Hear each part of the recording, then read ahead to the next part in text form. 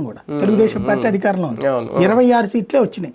NT Ramarao ఘన విజయం సాధించినటువంటి వేళ ఆయన్ని గద్దె దించి చంద్రబాబు నాయుడు అధికారంలో ఉన్న టైంలో పీజేఆర్ మాత్రమే అక్కడ 26 మంది ఎమ్మెల్యేలే ఉన్నారు. ఆయన పీసీసీ చీఫ్ అనుకుంటా అప్పుడు, సిఎల్పీ లీడర్. పీసీసీకి అప్పుడు ఈయనకి ఇచ్చారు కదా రాజశేఖర రెడ్డి, ఆ తర్వాత పీసీసీ.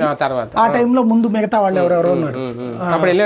ఈయన వెళ్ళాడు, సభకి వెళ్ళాడు, సభలో నిలదీసేవాడు, మైక్ ఇచ్చేవాళ్ళు, మాట్లాడేవాళ్ళు, కొన్నిసార్లు బుల్డోజ్ చేసేవాళ్ళు, అయినా మాట్లాడాడు.